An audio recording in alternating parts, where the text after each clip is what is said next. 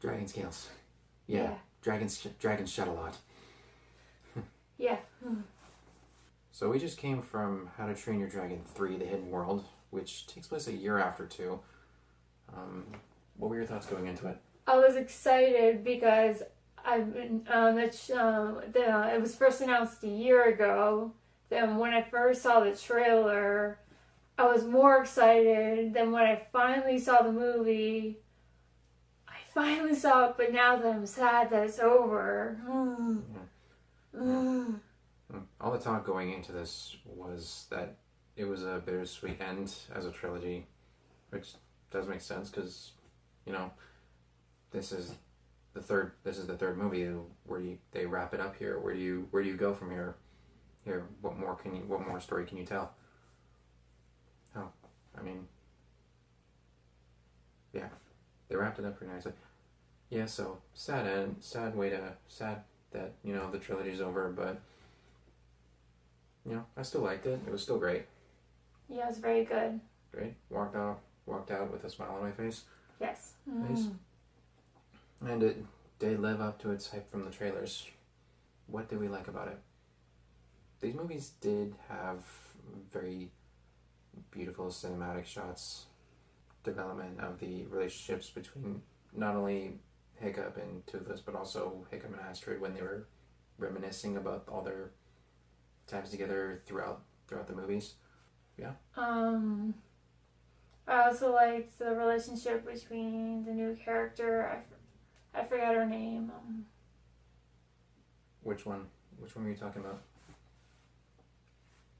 The Light Fury? Yeah, Light Fury. Yeah. Yeah, she was good addition. She was a good addition, and with that, Toothless was as adorable as ever. Yeah, he's so cute. I just want to take him. I did like the threat the villain Grimmauld placed in this one. Like from his first scene talking about how he is the reason all but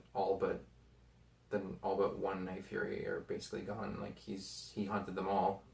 All that was made clear. He's and then without hesitation, like a dragon was in his first scene. At the end of his first scene, a dragon was charging at him, and without hesitating, he took out his crossbow and shot it. Like showing no fear. That's so sad. Fear, like that was one way to establish your villain in this one. And I'm just throwing this out there, not just with these movies, but with any large interconnected movie universe. What I love is that they allow the characters to change, or the designs to change and grow, establishing, showing time has passed, and improving, the designs improving. Like between 1 and 2, 5 years had passed, and they showed that by allowing Hiccup and the other Astrid and the other characters to age and grow. So I welcome that, and even throughout the 3 movies, their gears improve. Like Hiccup's armor was literally made of dragon scales, because dragons shed a lot. So that was cool. So just throwing that out there, I like that these movies and other movie universes allow time to age by showing it. So that's one thing I really liked. So what didn't you like about it? One thing I can forgive because it looked awesome was in the trailer there was a really badass shot of both Hiccup and Toothless walking through fire. Yeah? Yeah. Yeah. And at the beginning of the movie, we see it. I was hoping to see that later, but a little disappointed they used that up right away. But I can forgive it because it was so off, because the scene itself was awesome. I also didn't like the sad parts, but Sad parts. But sometimes sad's important, you know, a lot. Sometimes characters have to be free to be sad. that's true. And even though, you know, the whole point of this movie was about the hidden world where supposedly all dragons came from not much time is spent there. No. I mean, they set out to search for this hidden world, and yet Toothless is the one who finds it first. No, and I thought they were going to move there like the original plan. That was the plan, but they set up shop somewhere else. And yeah, Toothless goes off and he finds it. That's it. So yeah, not a lot of time is spent there. Overall, I liked it. It was a nice ending. Nice ending to the trilogy. It's kind of sad it's over though. Yeah. So, if this really is the end.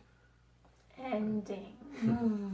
They say it is, and the way this movie was put together, it seemed like the end. Like the end. Like, you know how, like, the beginning of one, like the end of one, I've lost my train of thought on that one. Someone could get a spin-off for all we know, like the Shrek franchise. That's possibly. They say it's the end, but if the money is where it is, then, you know, who knows. So that was How to Train Your Dragon 3: The Hidden World. And up next, I originally wasn't going to see Alita Battle Angel, but apparently it's been released, it's been getting good reviews, so I may just give it a shot at some point. And then after that, Captain Marvel. Mm-hmm.